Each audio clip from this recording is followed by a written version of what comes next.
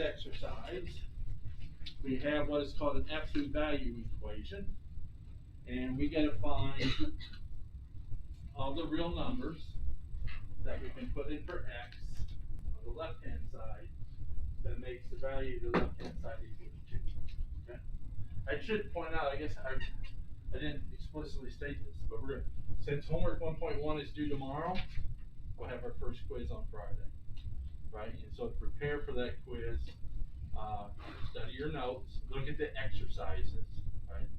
My quiz problems are similar to either the exercise problems, right, in the handout, right, or the web assigned homework. So you should study the handout and the web assigned homework, okay? And so you'll have your first quiz on Friday. Okay? All right, so getting back to this equation, right, you got to find all the real numbers we can put in for x on the left-hand side so that the left-hand side equals 2. Okay?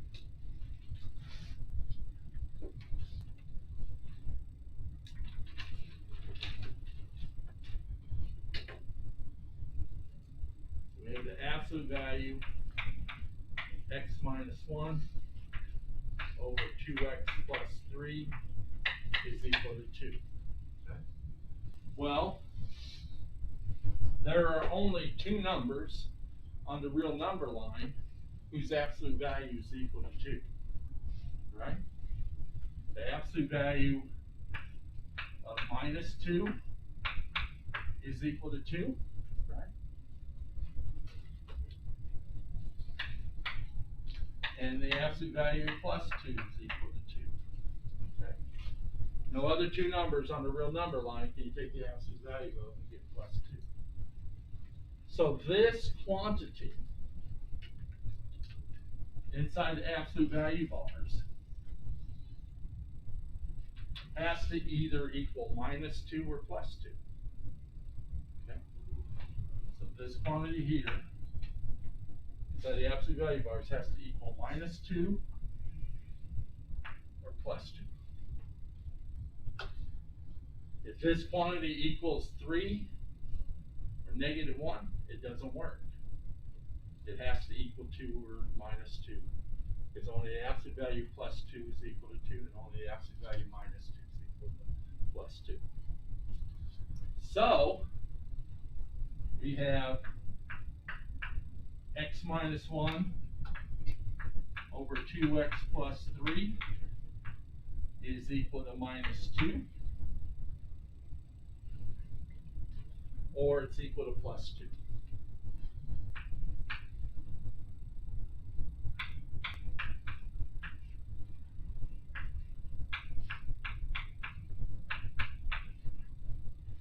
And now we got two equations, right, in the variable x. And now we solve each equation for x. Okay.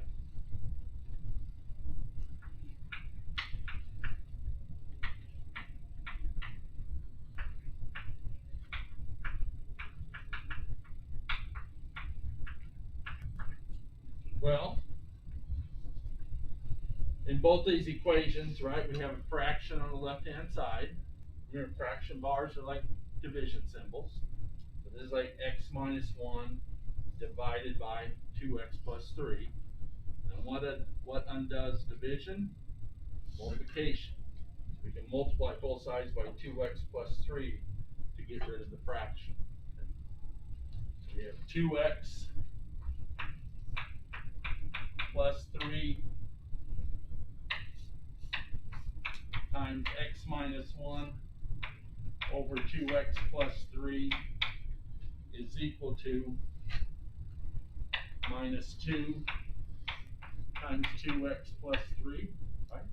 Just multiplying both sides by 2x plus 3. And we're going to do the same thing with this equation right here. Multiply both sides by 2x plus 3. Clear that fraction.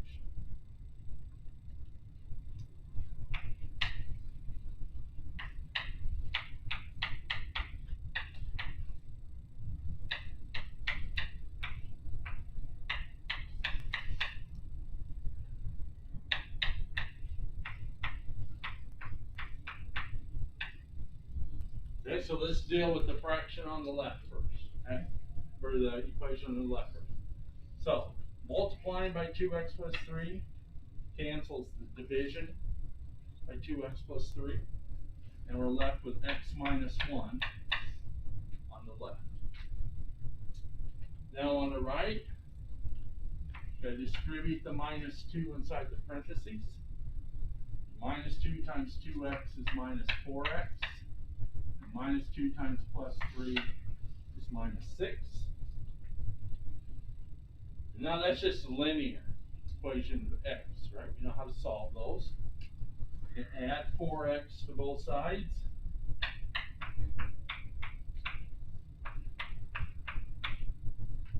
So on the left, x plus 4x is 5x.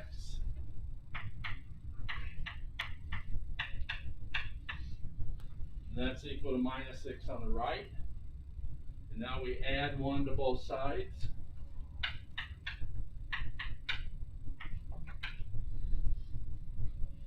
We're left with 5x is equal to negative 5.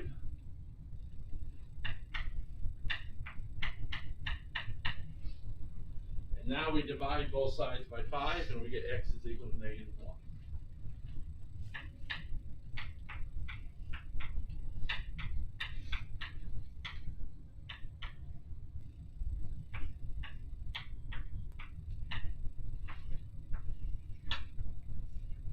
Okay.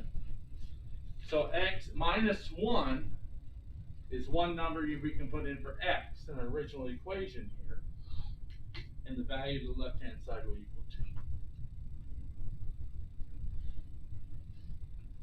2. Now for the second equation, and the 2x plus 3's cancel on the left, and we're left with x minus 1 is equal to, gotta distribute the plus 2 inside the parentheses. We have 4x plus 6. Same process, right? Subtract 4x from both sides. And we get x minus 4x on the left is minus 3x.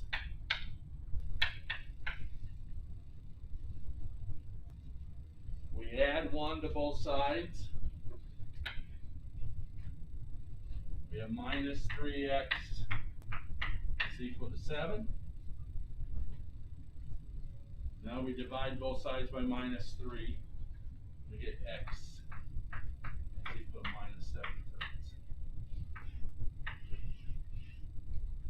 So the two solutions to our original equality, absolute value equality, is x equals minus 1 and x equals minus 7/3. And you can do a check, right, if you want to, and put minus 1 and minus 7/3 in for x.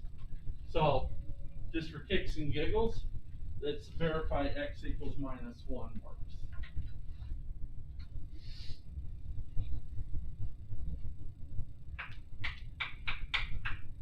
So when we put minus 1 in for x on the left-hand side, we have minus 1 in the numerator over 2 times minus 1 plus 3 in the denominator, and that has to equal plus 2.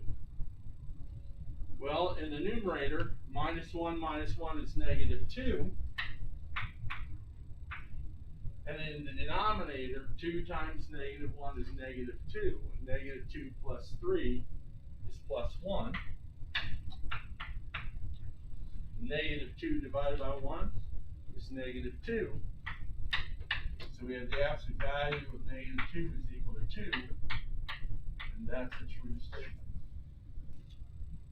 So minus 1 is indeed a solution to this equation. And minus 7/3 turns out to be the other one. Okay. Are you with me?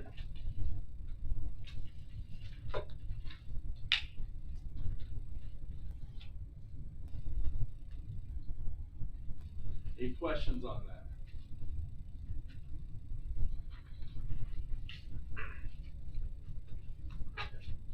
All right.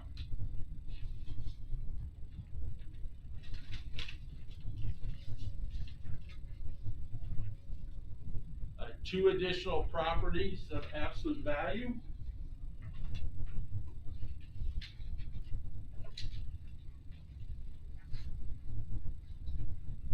Now that we know how to solve equations involving absolute value, we also want to be able to solve inequalities involving absolute value.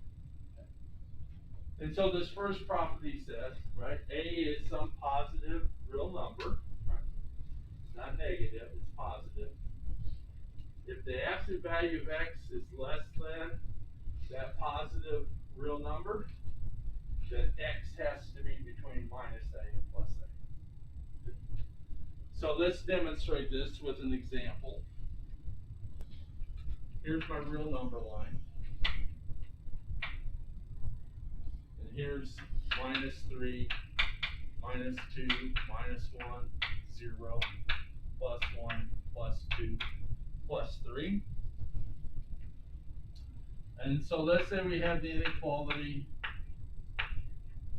absolute value of x is less than 2. Okay. So one way to think about it is geometrically, the only numbers that are within 2 units of 0 are between minus 2 and plus 2. And you can also think what numbers, right, on the real number line, is their absolute value less than 2? And that is between minus 2 and plus 2. Okay? Minus 1, absolute value of minus 1 is 1. That's less than 2. Absolute value 0, 0. That's less than 2. Absolute value plus 1 is 1. That's less than 2. Okay? So the only numbers on the real number line whose absolute value is strictly less than plus 2 are between minus 2 and 2. Okay? And so we can rewrite this without absolute value bars as minus 2 is less than x, which is less than plus 2. So all we're doing is rewriting this without absolute value bars. Okay. Property 7 says the inequality absolute value of x greater than a, where a is a positive number. The only numbers whose absolute value is greater than a are values of x greater than a or less than negative a. So let's demonstrate that with an example. Absolute value of x greater than 2. So the only numbers on the real number line whose absolute value is greater than 2 are to the right of 2, right? Greater than 2 on the real number line, and less than minus 2 on the real number line. Okay? Absolute value of minus 3 is equal to 3, and 3 is greater than 2. Absolute value of minus 4 is equal to 4, and that's greater than 2. And likewise, absolute value plus 3 is equal to 3, and 3 is greater than 2. Absolute value of plus 4 is equal to 4, and that's greater than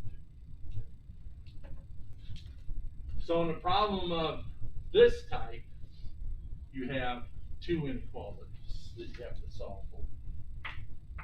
X can be less than minus 2,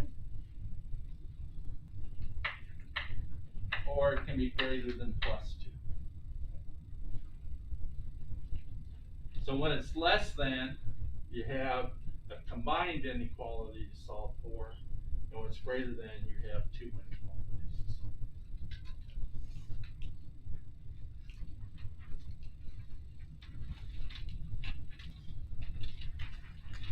to solve for. So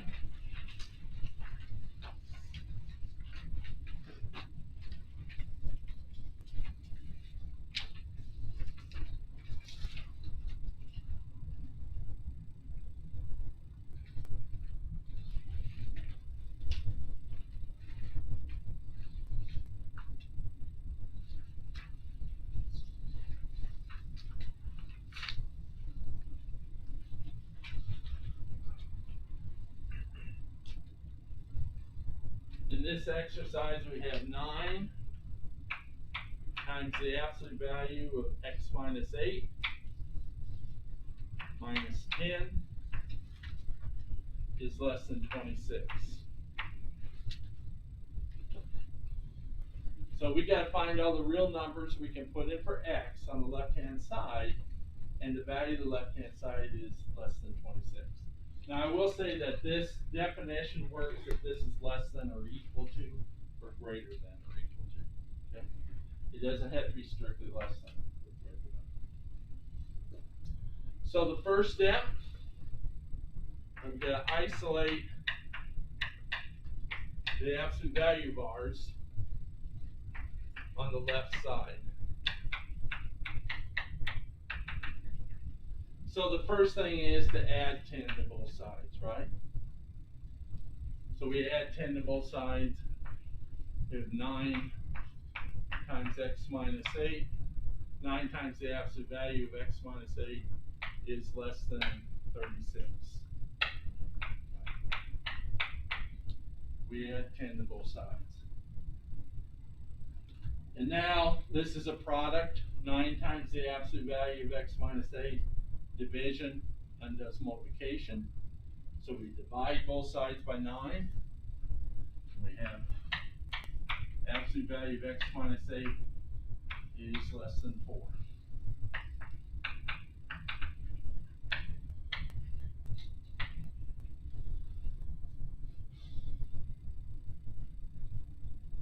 Now we have the absolute value bars isolated on the left-hand side. The absolute value of x minus 8 is less than the positive number 4.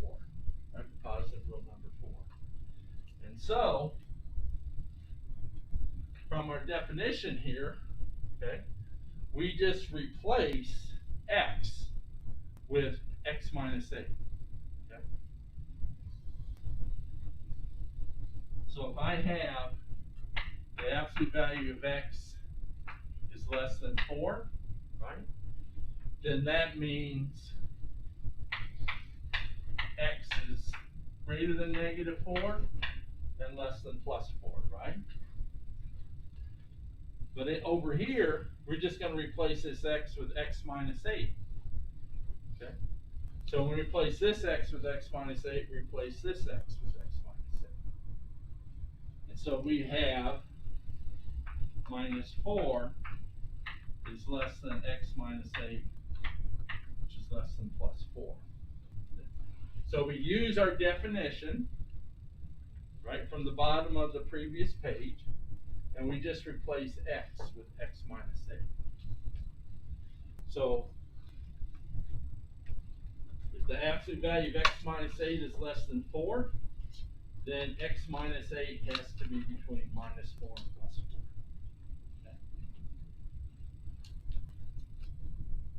Now this is a combined inequality, and so to solve this combined inequality, now we add 8 to all 3 sides.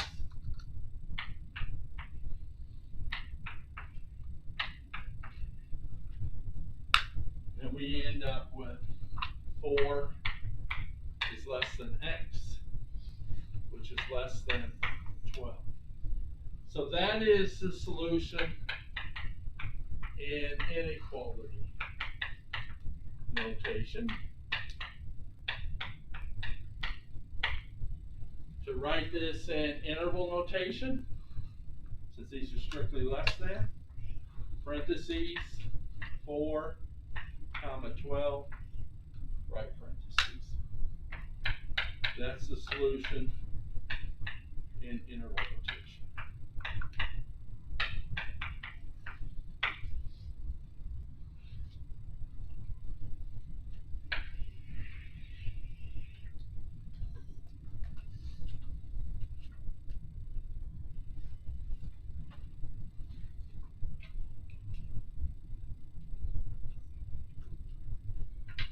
Any questions on that? We just did. All right. Can I erase this?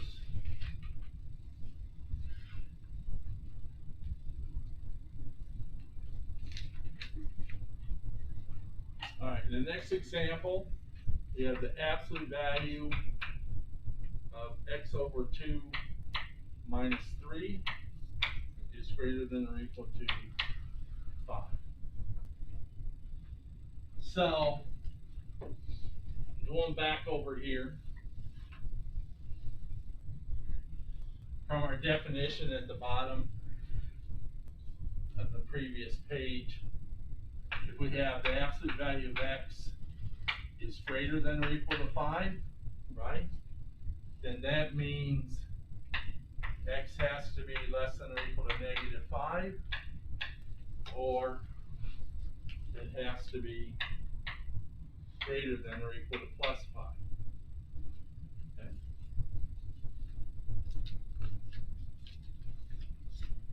So with this problem, instead of absolute value of x, we got absolute value of x over 2 minus 3.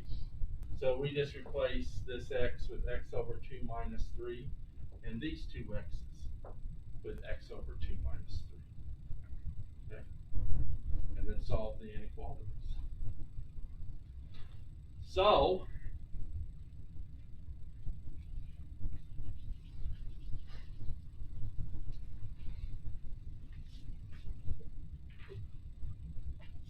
we have 1/2 x minus 3 is less than or equal to negative 5, or 1/2 x minus 3 is greater than or equal to plus 5.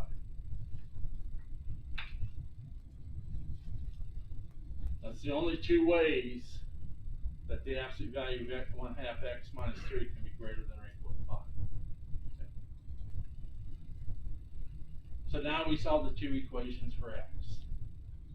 So in the first one, we add 3 to both sides, and we get x over 2 is less than or equal to negative 2.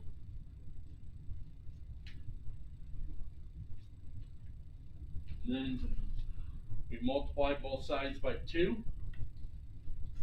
So I'm going to make a little note here, right? We added 3 in this step.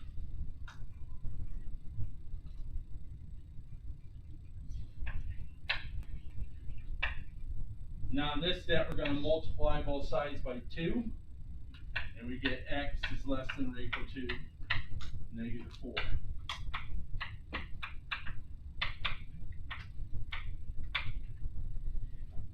Multiplication undoes division. Okay. Does a division by 2. And so this is the solution to this first inequality in inequality notation. And how do we write all real numbers less than or equal to negative 4? Minus infinity to negative 4, right bracket.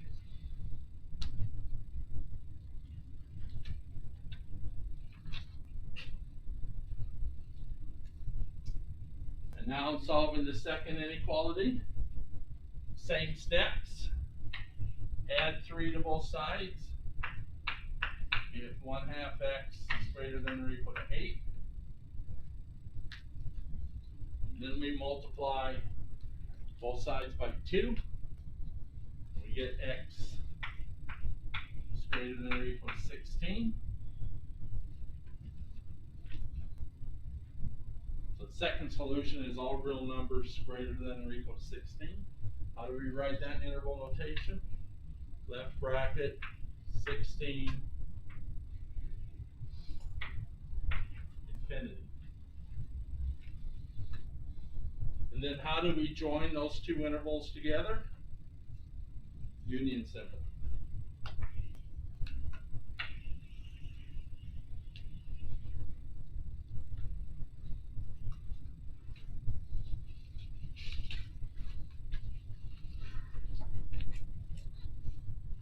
Any questions on that?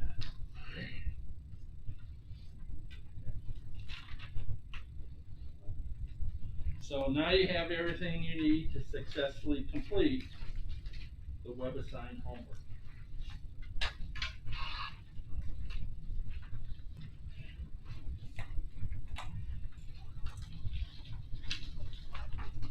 All right, this is 1.3 So, I realize now that some of you may not want or need a hard copy. If you don't need a hard copy, will you raise your hand when I get to your row, please?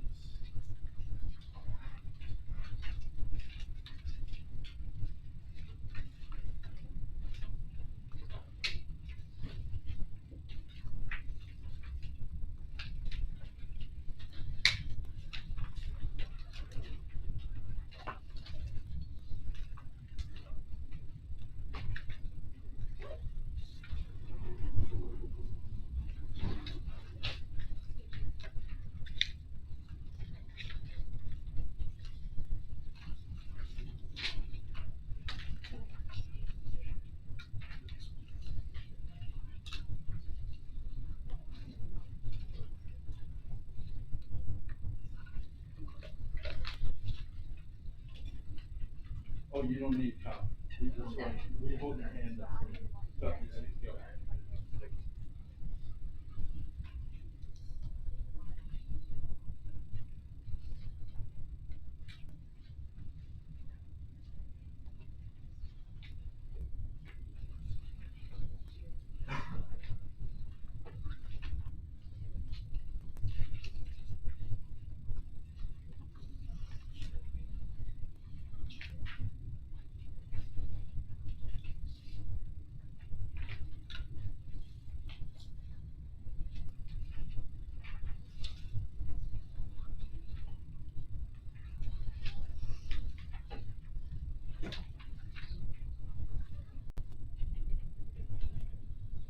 All right.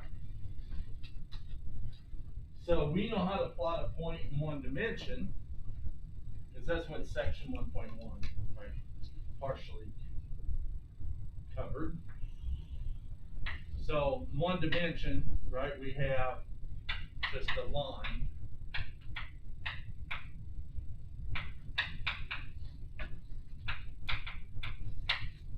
So here's the origin, right, 0, 1, 2, 3, 4, minus 1, minus 2, minus 3. And so to plot a point one dimension, right, we just put a closed circle at that number, right?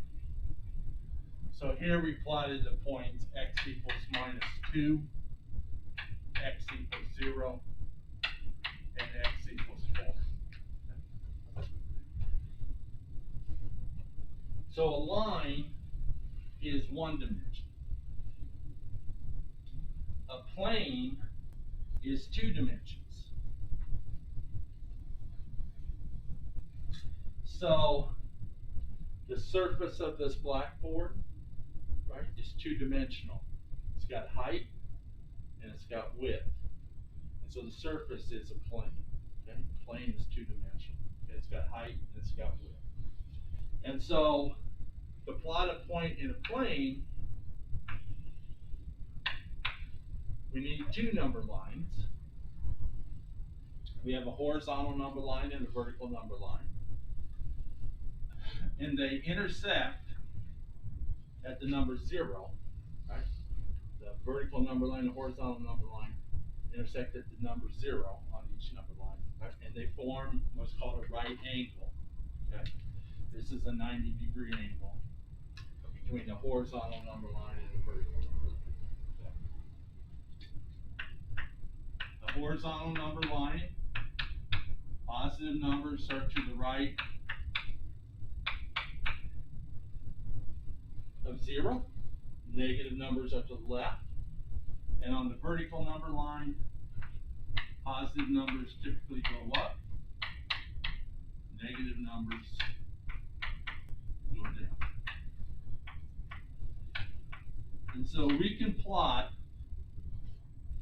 any point in this plane and reference it using these two number lines. Back in 1.1, we noted that there was a one-to-one correspondence between the set of all real numbers and a line, right?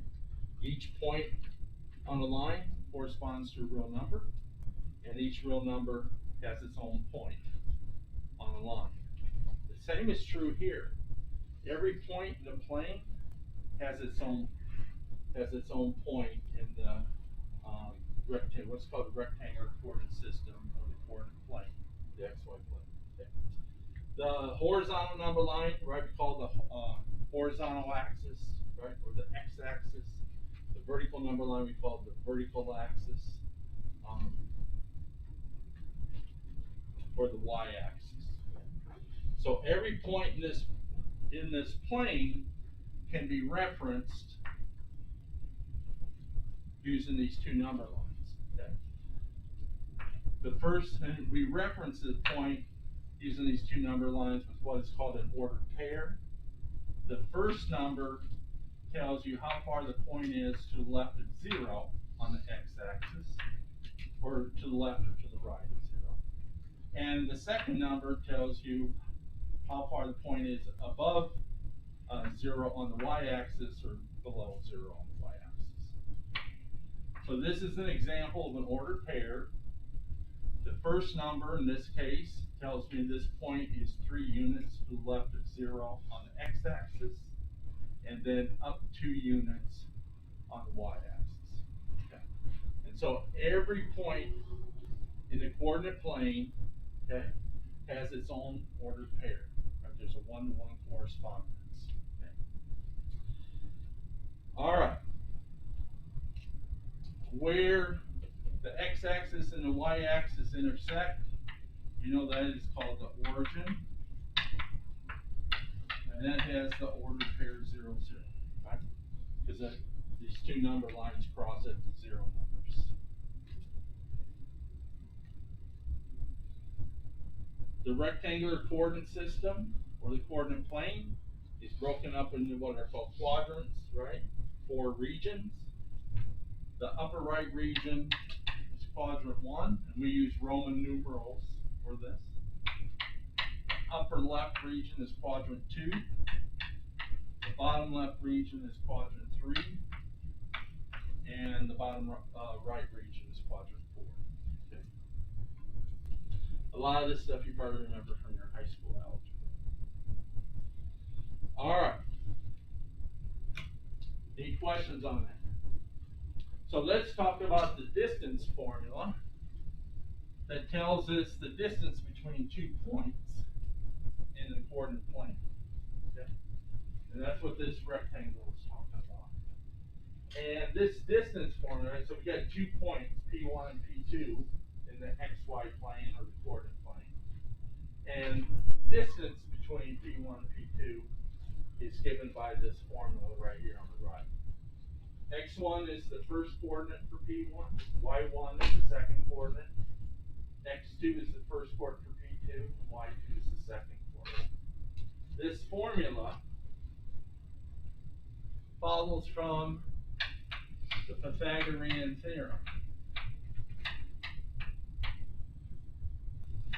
So there's nothing mysterious about it. Okay?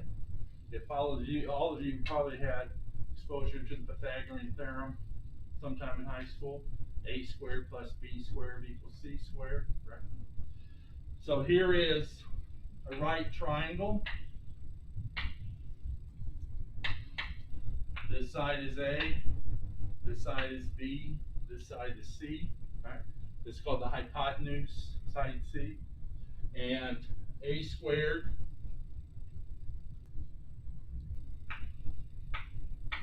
plus B squared is C squared, right?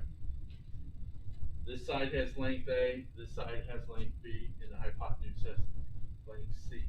So it's true that A squared plus B squared equals C squared. And if I switch the two sides of the equation,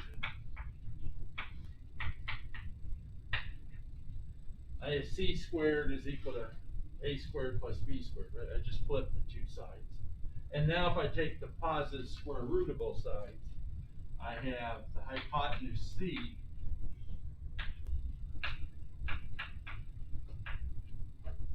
is equal to the square root of A squared plus B squared. That looks a lot like this theorem, this formula right here. The square root of A squared plus B squared. Instead of A, we have what's in parentheses squared. and instead of b, we have what's in parentheses here squared. Okay? So it follows from the Pythagorean theorem.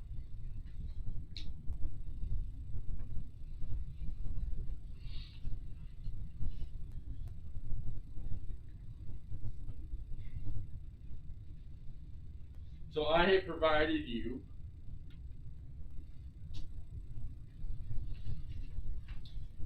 with first quadrant in the coordinate plane. And there are 2 points on there. X1, Y1, right? And that's our point, we'll call that's our P1. And then the other point is X2, Y2, which is what we're calling P2 in our definition. Okay. So the distance from P1 to P2 is the length of that line segment between the 2 points. So that's like the hypotenuse C over here. And I can draw a right triangle using those 2 points.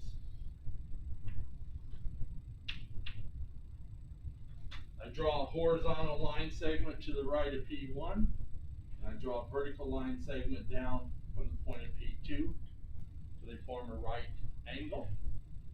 And the distance from point P1 to the right angle here is X2 minus X1 units. And the height between this point P2 and the right angle down here is Y2 minus Y1.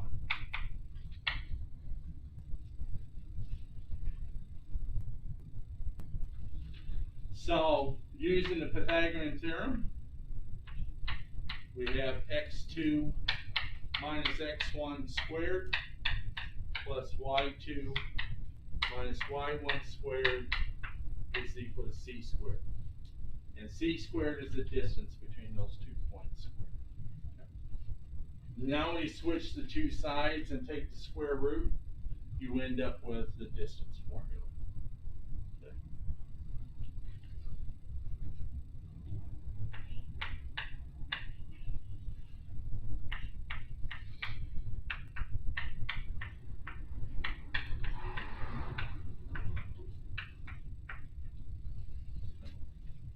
So then we replace C here with the notation for the distance between P1 and P2.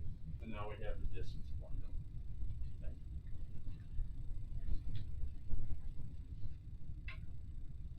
All right, so let's look at the exercise. Find the distance between the 2 points, -1, -4, and 2, 5.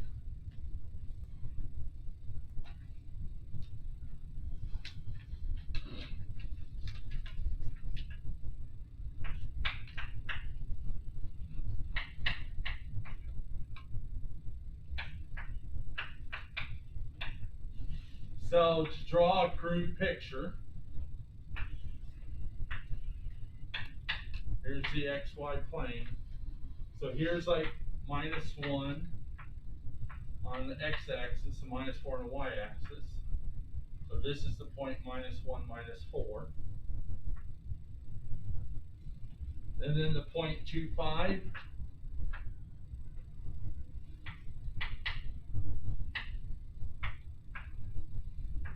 Is like right here. So here's the point 2, 5. Here's the point -1, -4. The distance between those 2 points is the length of the line segment connecting the 2 points. Okay. And so the point 2, 5, right, we'll replace X2, Y2 in the formula, and -1, -4 will replace X1, Y1 in the formula. Okay. So plugging in,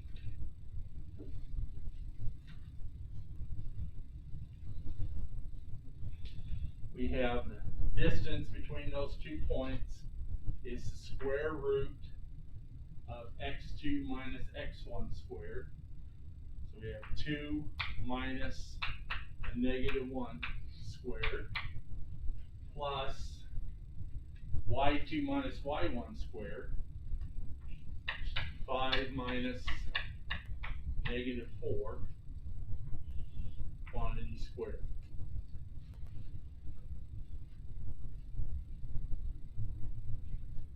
Okay?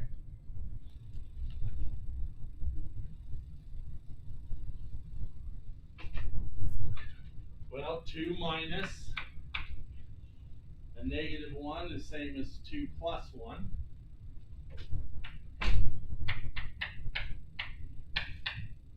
And 5 minus a negative 4 is the same as 5 plus 4.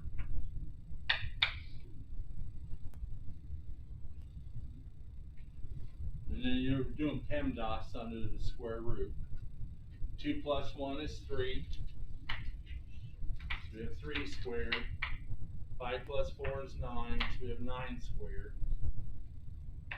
3 squared is 9.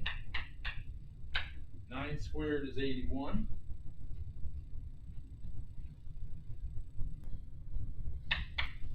9 and 81 make 90.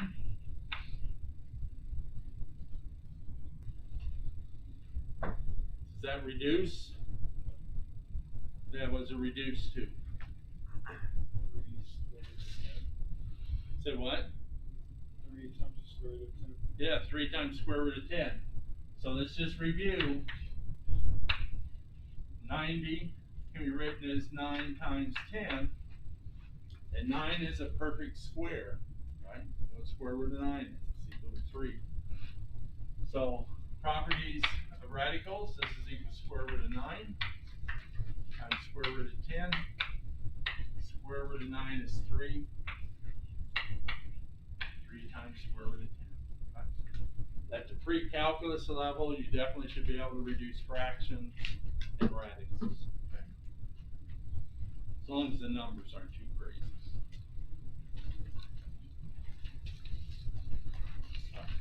Any questions on that, ladies and gentlemen?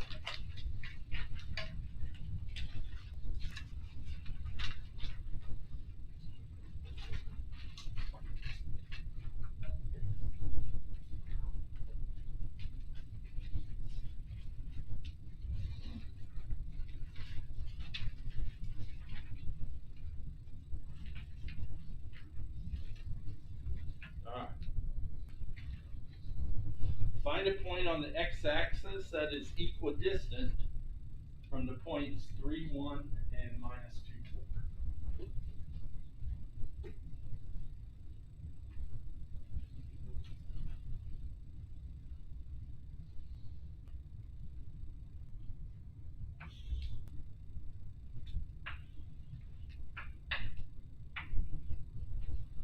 So, here's like minus 1. Minus 2 on the x-axis, 1, 2, 3, 4 on the y-axis. So here's the point minus 2, 4.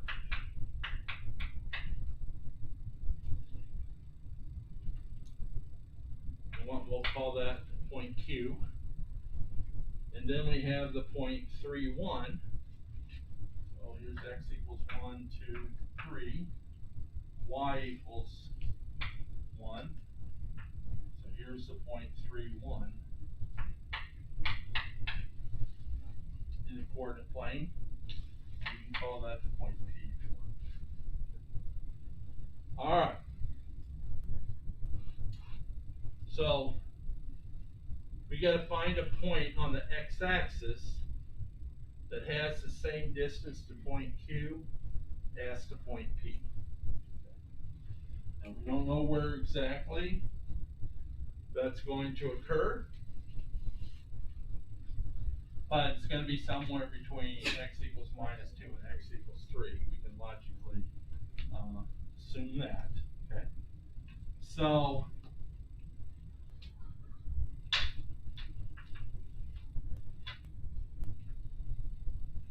let's label that point R, and it's somewhere between x equals minus 2 and x equals 3 on the x-axis. We can reason that. Okay.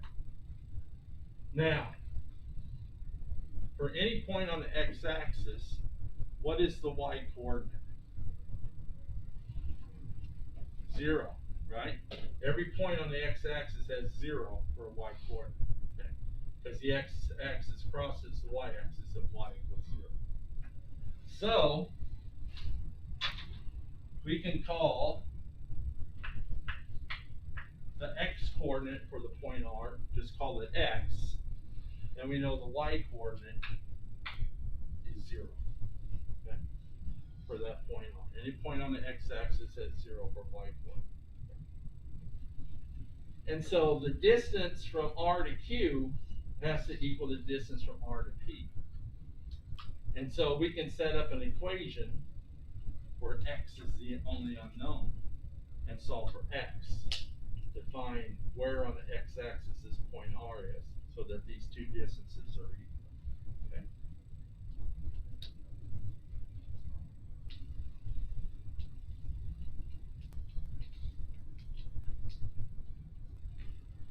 So the distance from the point P to the point R has to equal the distance from the point Q to the point R.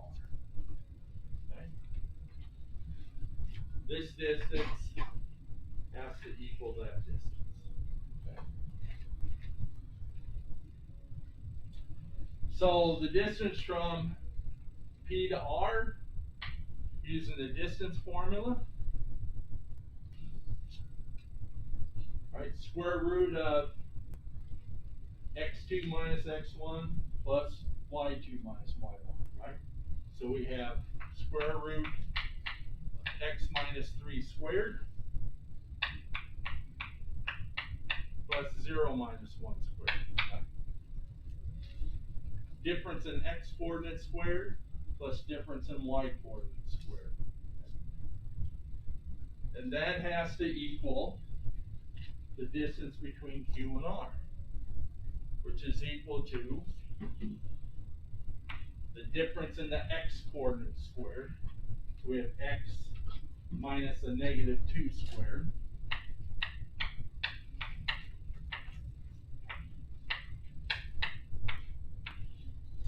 plus the difference in the y coordinate squared, 0 minus 4 squared.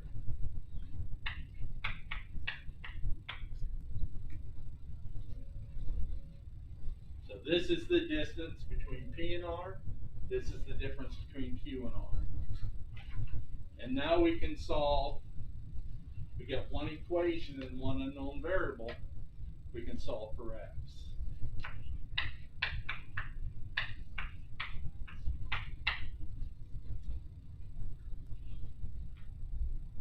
So, x minus 3 squared. What's that equal to? Well, this is a good opportunity to review FOIL, right? X minus 3 squared means x minus 3 times x minus 3, right? First and outer, right? So we have x times x is x squared, minus 3 times x is minus 3x. Then we do the inner, and then we do last. When we do multiply inner terms, we have minus 3 times x, and when we multiply last terms, we have minus 3 times minus 3 is plus 9.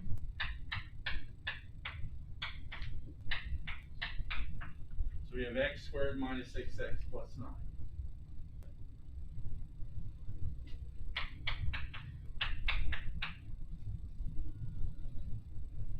So x squared minus 3 is x squared minus 6x plus 9.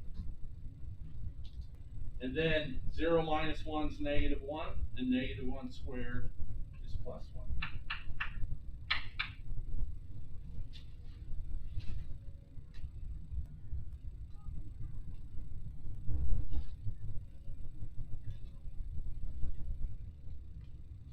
Alright.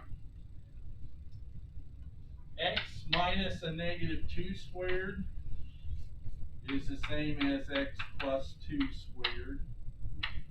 And 0 minus 4 is -4. -4 squared is 16.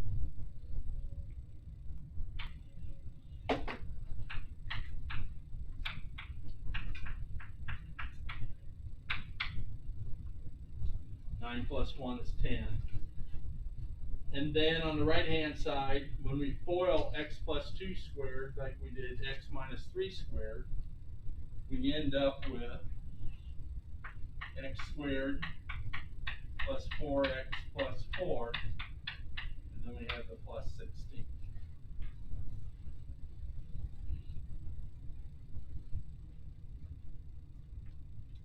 So we have the square root of x squared minus 6x plus 4 is equal to x squared plus 4x plus 20. Alright. In solving for x now, you can either square both sides to get rid of the square root, or since you have a square root on the left is equal to square root on the right, you can argue that what's under the square root signs has to be equal. You can take either approach. Square both sides, or argue what's under the square root signs has to be equal. So we have x squared minus 6x plus 10 on the left has to equal x squared plus 4x plus 20 on the right. We're solving for x, right? So you can see we can subtract x squared from the left and the right, and the x squareds go away. And we're left with minus 6x plus 10 is equal to 4x plus 20.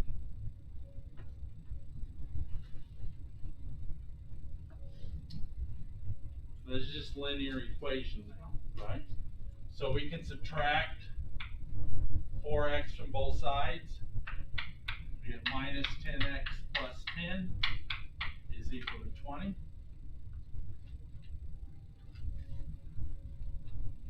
And then we can subtract 10 from both sides.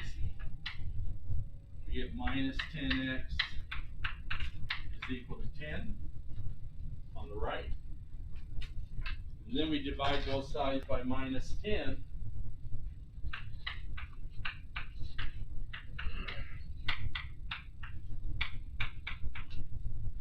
And we end up with x is equal to minus 1.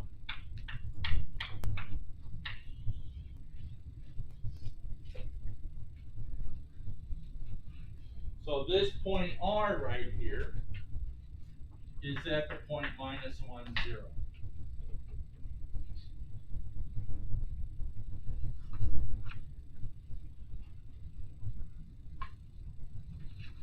So we can write the point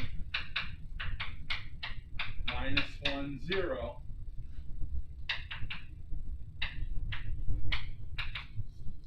is equidistant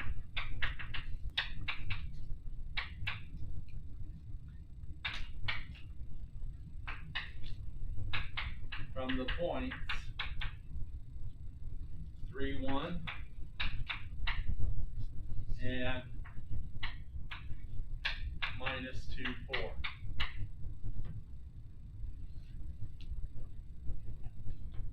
So R is at the point minus 1, 0.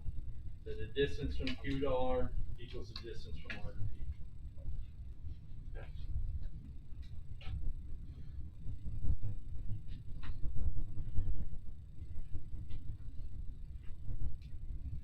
Any questions on that?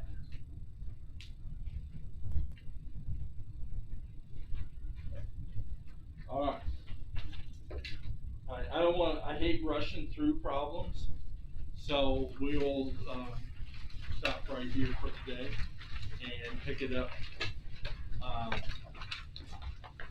the next page tomorrow, okay? So have a good day.